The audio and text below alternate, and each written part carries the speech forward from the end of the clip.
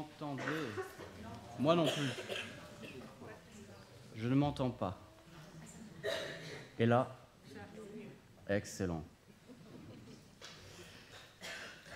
Je me souviens d'une soirée avec des amis d'Alexandra, mon épouse. C'était avant qu'on soit mariés.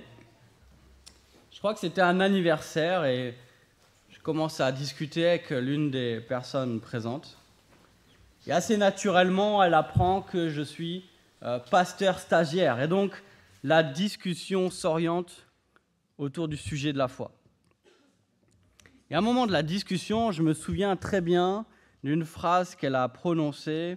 Elle m'a dit quelque chose du genre « Moi aussi, j'aimerais avoir la foi comme toi. »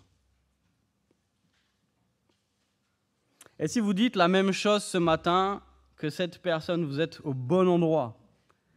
Pourquoi ? Parce que depuis plusieurs semaines, nous parcourons ensemble l'Évangile selon Jean. Et Jean, il a un but très précis quand il écrit son Évangile. Il a un objectif en tête lorsqu'il rassemble les différents éléments, les différents témoignages qui font le contenu de son Évangile. Et ce but, il nous le donne à la fin de son Évangile. Je vous le lis, c'est dans Jean au chapitre 20, les versets 30 et 31. Il nous dit « Jésus a accompli encore en présence de ses disciples beaucoup d'autres signes qui ne sont pas décrits dans ce livre.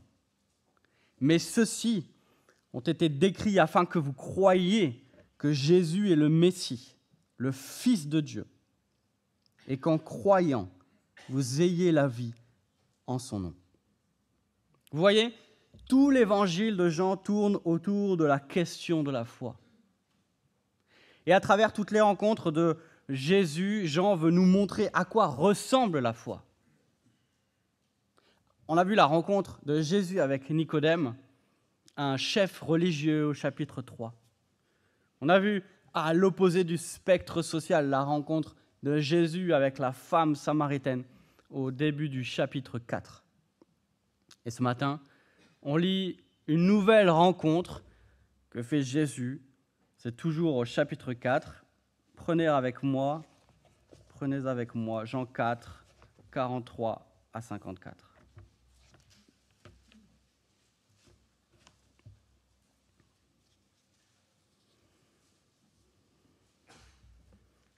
Jean 4, 43 jusqu'à la fin du chapitre.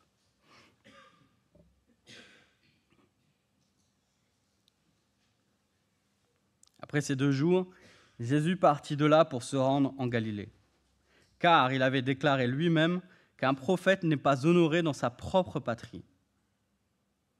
Lorsqu'il arriva en Galilée, il fut bien accueilli par les Galiléens qui avaient vu tout ce qu'il avait fait à Jérusalem pendant la fête. En effet, eux aussi étaient allés à la fête. Jésus retourna donc à Cana en Galilée, où il avait changé l'eau en vin. Il y avait à Capernaum un officier du roi dont le fils était malade. Quand il apprit que Jésus était venu de Judée en Galilée, il alla le trouver et le pria de descendre guérir son fils, car il était sur le point de mourir. Jésus lui dit « Si vous ne voyez pas des signes et des prodiges, vous ne croirez donc pas ?» L'officier du roi lui dit « Seigneur, descends avant que mon fils ne meure. » « Vas-y, lui dit Jésus, ton fils vit. » Cet homme crut à la parole que Jésus lui avait dite et s'en alla. Il était déjà en train de redescendre lorsque ses serviteurs vinrent à sa rencontre et lui dirent « Ton enfant vit. » Il leur demanda à quelle heure il était allé mieux et ils dirent « C'est hier, à 1h de l'après-midi, que la fièvre l'a quitté. » Le père reconnut que c'était à cette heure-là que Jésus lui avait dit « Ton fils vit ». Alors il crut, lui et toute sa famille. Jésus fit ce 2e signe miraculeux après être revenu de Judée en Galilée. Ce récit, ce matin, nous montre 2 sortes de foi. Une foi superficielle d'un côté et une foi véritable de l'autre. Jésus revient à Cana, là où il avait fait son premier miracle. Tout le monde se souvient de la fois où il avait changé l'eau en vin lors du mariage de ses amis. Et on imagine que ce miracle avait été le sujet des conversations pendant des semaines. On imagine que Shlomo, allant chez le boulanger, aimait entendre la manière dont le boulanger qui était là au mariage racontait comment ce vin était délicieux. Et ça faisait, à vrai dire, des semaines et des semaines qu'il en parlait. On commençait à le savoir. Tout ce qui était au mariage parlait de ce mariage. Et tous ceux qui n'y étaient pas auraient aimé y être. Et quand il revient en Galilée, Jésus reçoit un bon accueil. Pourquoi ? On le voit au verset 45. Parce que les Galiléens avaient vu tout ce qu'il avait fait à Jérusalem pendant la fête. Mais Jésus n'est pas impressionné par cet accueil. Si vous vous souvenez bien, on avait vu la même chose lorsque Jésus avait fait des miracles à Jérusalem pendant la fête de la Pâque, au chapitre 2. Alors que tout le monde l'acclamait pour ces miracles, Jean nous avait dit, Jésus n'avait pas confiance en eux parce qu'il connaissait leur cœur. En réalité, on a l'impression que les Galiléens accueillent Jésus un petit peu comme un magicien ambulant qui attendent quel miracle il va bien pouvoir accomplir. Peut-être que ceux qui sont venus le voir espèrent secrètement être comme ceux qui étaient à Cana et qui ont vu le miracle, pour eux aussi pouvoir avoir quelque chose à raconter. Jean nous décrit la manière dont les foules se rassemblent autour de Jésus comme autour d'un phénomène qu'on vient voir. Leur accueil, nous dit Jean, est fondé sur les miracles qu'opérait Jésus. Et au fond, le problème des Galiléens, c'est qu'ils pourraient croire n'importe quoi ou n'importe qui. Pourquoi ? Parce que leur foi est basée sur ce qu'ils voient. Ils sont facilement impressionnables. Et leur foi s'oriente facilement lorsqu'ils voient quelque chose d'extraordinaire. Mais Jésus nous rappelle que tout ce qui brille n'est pas de l'or. La foi superficielle ici, c'est celle qui est vite impressionnée par le surnaturel. Mais ailleurs dans les évangiles, Jésus nous avertit, il s'élèvera de faux Christ et de faux prophètes. Ils feront des prodiges et des miracles pour séduire les élus, s'il était possible.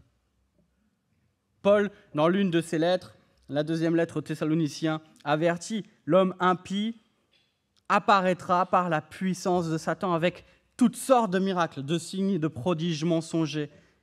Et il parle d'une puissance d'égarement.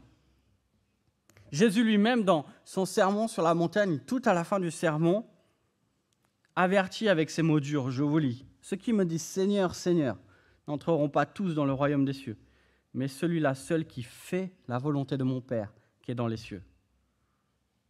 Plusieurs me diront en ce jour-là, n'avons-nous pas chassé des démons en ton nom ? N'avons-nous pas fait beaucoup de miracles par ton nom ? Alors je leur dirai ouvertement, je ne vous ai jamais connus, retirez-vous de moi, vous qui commettez l'iniquité. Et juste après, il ajoute, c'est pourquoi quiconque entend ces paroles que je dis et les met en pratique sera semblable à un homme prudent qui a bâti sa maison sur le roc. Et dans ce passage, Jésus contraste ceux qui mettent en avant leur propre miracle, leur propre puissance, avec celui qui met en pratique la parole de Dieu. Et il rejette durement ceux qui veulent la puissance de Jésus sans la connaissance de Jésus. La foi superficielle, on le voit dans ce texte, c'est celle qui s'accroche à ce qu'elle voit, celle qui est facilement impressionnée, celle qui voit Jésus comme celui qui peut apporter de bonnes choses. La foi superficielle, c'est celle qui compte sur Jésus pour me faire accéder à ce que le monde recherche, plus de gloire, plus d'abdos, plus d'argent. Et au milieu de cette foule que Jésus condamne, s'approche un homme qui vient à la rencontre de Jésus. C'est un homme important, on apprend un officier du roi, peut-être travaille-t-il pour Hérode. Et quand il a appris que Jésus serait de retour en Galilée, il est de suite parti à sa rencontre, parce qu'on apprend que son fils est sur le point de mourir. Et cet homme interpelle Jésus, et c'est après qu'il interpelle Jésus que Jésus prononce cette parole dure qui dénonce la foi superficielle des Galiléens. Cet homme s'adresse à Jésus, mais Jésus s'adresse à la foule. « Si vous ne voyez pas de signes et de prodiges, vous ne croirez donc pas. » Mais l'homme, en entendant cela, ne se défend pas, il n'argumente pas, il ne répond pas. Il répète simplement. Et on imagine, avec le désespoir d'un homme dont le fils est en train de mourir, « Seigneur, descends avant que mon fils ne meure. » On imagine son affliction, on imagine sa fatigue. Il est venu à pied depuis Capernaum, il a fait plus de 8 heures de marche pour arriver à Cana. Il est épuisé, il est désespéré. Jésus le regarde et lui dit simplement, « Vas-y, ton fils vit. » On imagine le soulagement, on imagine aussi l'étonnement de cet homme. Qu'est-ce qu'il répond? Est-ce qu'il répond, « Non mais Jésus, viens avec moi s'il te plaît, accompagne-moi, viens voir mon fils. Rentre avec moi à Capernaum. J'ai promis à ma femme que je n'allais pas revenir sans toi. On a besoin de toi. » Non. Il ne répond rien. Nous lisons que sur les paroles de Jésus, il part. Voilà l'exemple d'une foi véritable. Voilà ce que voulait nous montrer Jean avec l'exemple de cet homme. Et voilà ce que nous voulons retenir ensemble ce matin. Avoir la foi, c'est prendre les paroles de Jésus au sérieux.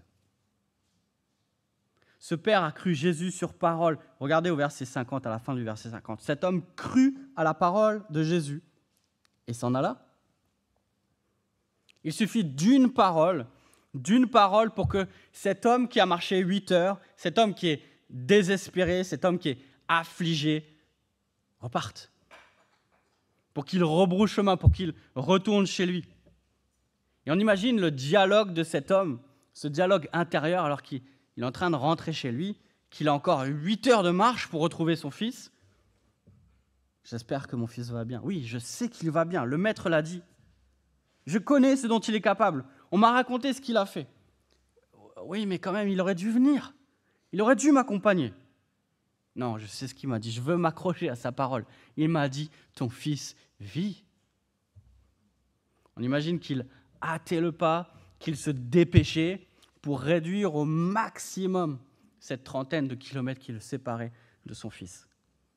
Et le lendemain, il croise l'un de ses serviteurs qui lui apporte cette merveilleuse nouvelle.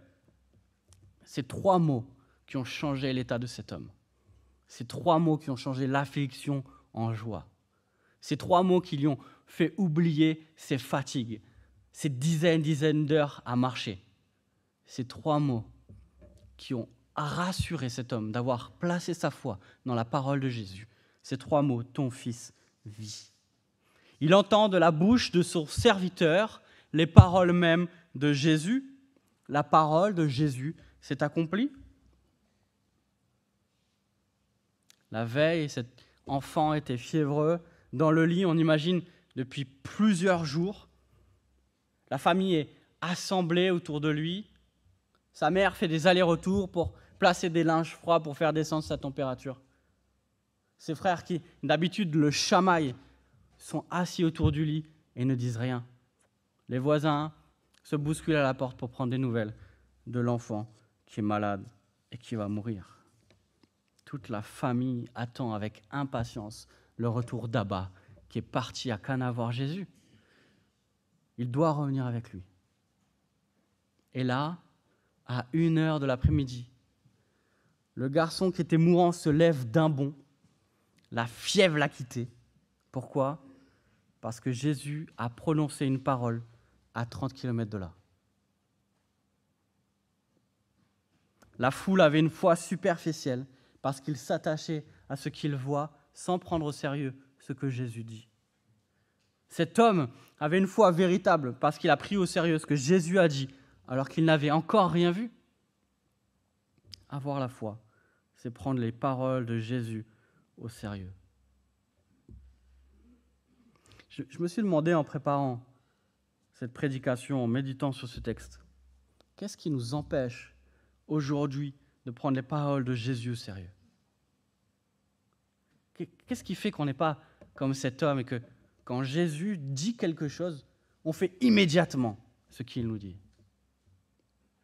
Et je crois qu'au fond, c'est toujours la même chose. Toujours la même chose depuis que la parole de Dieu a été remise en doute par le serpent. On cesse de prendre les paroles de Jésus au sérieux quand on remet en cause sa bonté ou son autorité. On ne prend pas au sérieux les paroles de Jésus quand on remet en question son autorité. On agit au fond comme si elle ne nous concernait pas. Il est le roi, c'est vrai, mais son autorité ne s'étend pas à tous les domaines de notre vie. Je suis bien d'accord de faire tout ce que Jésus me demande, mais pas dans ce domaine-là. Il ne faut pas abuser. J'ai toujours fait comme ça. Ce serait trop difficile de changer. C'est trop tard. On ne prend pas les paroles de Jésus au sérieux quand on remet en question sa bonté. On trouve son joug trop lourd, son fardeau trop dur. Cela nous prive trop. On n'a pas envie, bien sûr, on ne le dit pas, mais on pense au fond que quand même, si on pouvait faire tout ce qu'on voulait, on serait plus heureux. On cultive notre petit jardin secret. Vous savez, celui qu'on ferme bien à clé derrière nous. Celui qui est caché derrière une haie pour que personne n'en devine même l'existence. Mais au fur et à mesure, nous le savons, les ronces finissent toujours par envahir ce jardin. Et ce qui était au début, ce petit jardin secret, devient une décharge à ciel ouvert. Une décharge dans laquelle on se promène à chaque fois qu'on y rentre, au milieu de la puanteur et des ténèbres de notre péché. Voilà la réalité de ce qu'on appelle notre petit jardin secret. Maintenant, ça ressemble à quoi de prendre les paroles de Jésus au sérieux? Prendre les paroles de Jésus au sérieux, c'est aller voir ce frère ou cette sœur pour lui demander pardon. Ce qu'on doit faire depuis longtemps. Ce qu'on sait qu'on doit faire depuis longtemps. Mais ce qu'on n'a jamais encore fait. Prendre les paroles de Jésus au sérieux, c'est mettre un terme à cette relation avec son ou sa petite amie non chrétienne. Prendre les paroles de Jésus au sérieux, c'est entendre sa voix qui nous dit au milieu des épreuves, ne t'inquiète donc pas du lendemain, car le lendemain aura soin de lui-même. À chaque jour suffit sa peine. Prendre les paroles de Jésus au sérieux, c'est arrêter de parler par message à des heures pas possibles avec cette femme qu'on a rencontrée à la salle de sport et ne pas continuer sur cette pente glissante. Prendre les paroles de Jésus au sérieux, c'est écouter la voix du bon berger qui appelle ceux qui se sont éloignés de lui et qui veut accueillir tous ceux qui viennent à lui comme un père accueille son enfant. Prendre les paroles de Jésus au sérieux, c'est arrêter de rigoler aux blagues racistes à la pause café. Prendre les paroles de Jésus au sérieux, c'est arrêter de bénir Dieu de notre bouche et de dire du mal de notre frère par la même bouche. Prendre les paroles de Jésus au sérieux, c'est reconsidérer la manière dont on donne, ou plutôt dont on garde l'argent que Dieu lui-même nous a donné.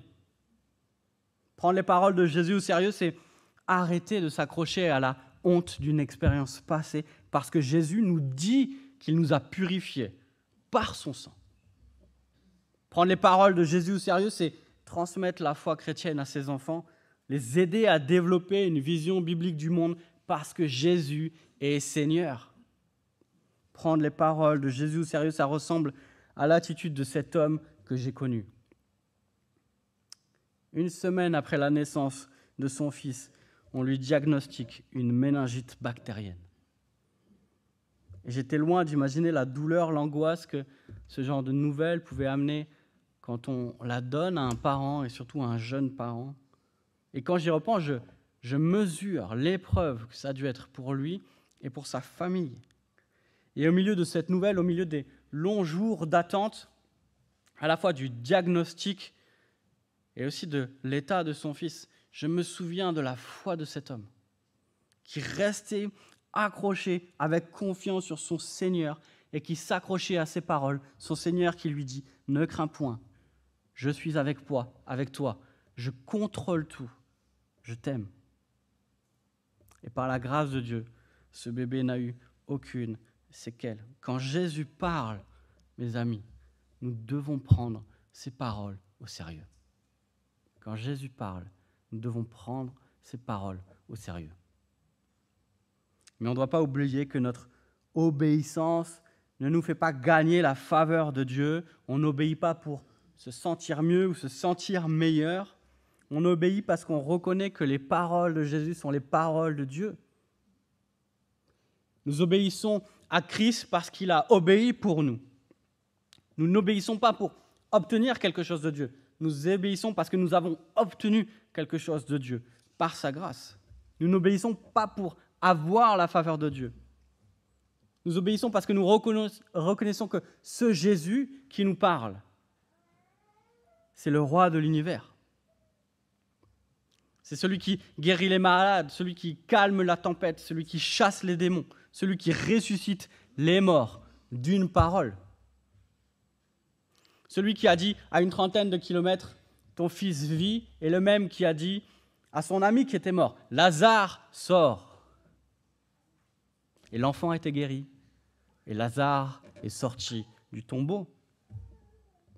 Alors comment ne pas prendre au sérieux les paroles de celui dont la voix ferait trembler les montagnes, fait gronder le tonnerre, celui dont la voix brise les cèdres, celui qui fait trembler le désert, celui dont la voix fait enfanter les biches, celui qui dépouille les forêts, celui qui est en train de soutenir toute chose par sa parole puissante. Celui dont la parole, à moins qu'elle ne dise « tombe », aucun oiseau ne tombe. Celui, à moins qu'il dise « pousse », aucune fleur ne pousse. C'est celui-ci, et c'est de cette parole dont on parle. Quand on dit prendre les paroles de Jésus au sérieux, c'est avoir la foi, c'est de lui dont nous parlons. Ce sont ces paroles que nous lisons le matin dans notre Bible. Ce sont ces paroles que nous écoutons le dimanche matin du haut de la chair. Nous prenons les paroles de Jésus au sérieux parce qu'il est Dieu et parce que ses paroles nous donnent la vie. Nous l'avons lu tout à l'heure dans la lettre de Pierre. C'est par sa parole que nous sommes passés de la mort à la vie. Pour conclure, vous savez ce que j'ai répondu à cette femme qui me disait « Moi aussi, j'aimerais avoir la foi comme toi ». J'ai répondu quelque chose du genre « Tu devrais commencer à lire la Bible ». Un peu plus loin dans l'évangile de Jean, en réalité, dans le chapitre juste après, on lit au verset 24 « En vérité, je vous le dis, celui qui écoute ma parole et qui croit à celui qui m'a envoyé a la vie éternelle. Il ne vient pas en jugement, mais il est passé de la mort à la vie. Celui qui écoute ma parole et qui croit à celui qui m'a envoyé a la vie éternelle. » La foi naît quand nous prenons au sérieux les paroles de Jésus. C'est également ce que Paul rappelle aux Romains au chapitre 10. « Quiconque invoquera le nom du Seigneur sera sauvé. » Comment donc invoqueront-ils celui en qui ils n'ont pas cru ? Et comment croiront-ils en celui dont ils n'ont pas entendu parler ? Et comment en entendront-ils parler s'il n'y a personne qui prêche ? La foi, ce n'est pas quelque chose d'abstrait. La foi, ce n'est pas un sentiment qui naît de nous-mêmes. La foi, c'est la conviction que Jésus est Dieu et qu'il faut prendre ses paroles au sérieux.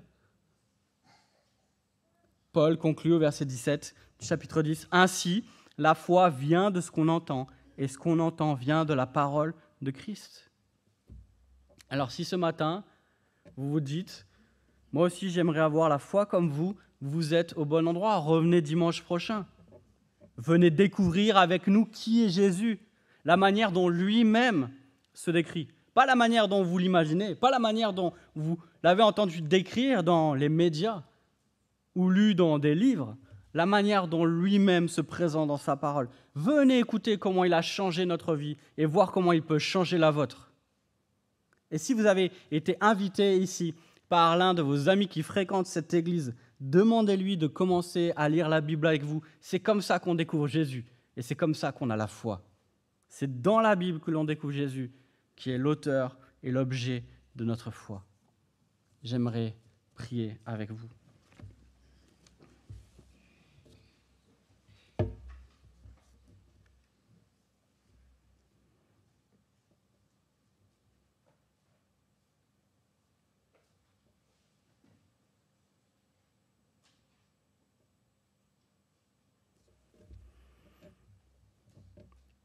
Seigneur, nous reconnaissons que tu es Dieu, que tu es le roi éternel qui règne sur la terre et sur les cieux et dans tous les domaines de notre vie. Mais il nous faut reconnaître que bien souvent, nous ne sommes pas comme cet homme qui obéit dès qu'il entend ta voix. Alors je veux te demander, Seigneur, que dans ta grâce, tu viennes nous secourir de notre incrédulité et de notre désobéissance à chaque fois qu'elle se manifeste. Je viens te demander que dans ta grâce, tu nous aides à jeter la clé de ce jardin secret qui est devenu une décharge. Je te prie que dans ta grâce, tu nous aides à obéir à ta parole sans attendre, parce que nous reconnaissons à la fois ton autorité et ta bonté. Tu es ce Père bienveillant qui veut ce qu'il y a de meilleur pour ses enfants. Et à chaque fois que nous ne voulons pas t'obéir, c'est parce que nous avons oublié cela. Alors Seigneur, que par ton esprit, tu viennes nous ouvrir les yeux pour que nous puissions te voir comme cet homme t'a vu il y a des années. Et que lorsque nous lisons ta parole et que ton esprit la rend vivante en nous, nous puissions manifester notre foi en t'obéissant avec joie. Que tu le fasses en nous de manière individuelle et personnelle et en nous en tant qu'assemblée. Rends-nous sensibles à ta voix, Seigneur, par ton esprit, pour que nous puissions discerner ce qui t'est agréable, que nous puissions discerner avec la sagesse que tu nous donnes là où tu veux que nous allions. Pour que notre vie individuelle et communautaire montre aux autres, à ceux qui ne te connaissent pas, que tu es le roi, le Seigneur, que nous prenons tes paroles au sérieux. Merci parce que tu n'as pas attendu que nous prenions tes paroles au sérieux pour nous manifester ta grâce. Tu t'es approché de nous et tu nous as sauvés alors que nous étions pécheurs. À combien plus forte raison, Seigneur, par notre reconnaissance, nous voulons nous soumettre à ta parole et manifester notre joie de t'appartenir et d'être tes enfants. Que ton nom soit loué, Seigneur. Amen.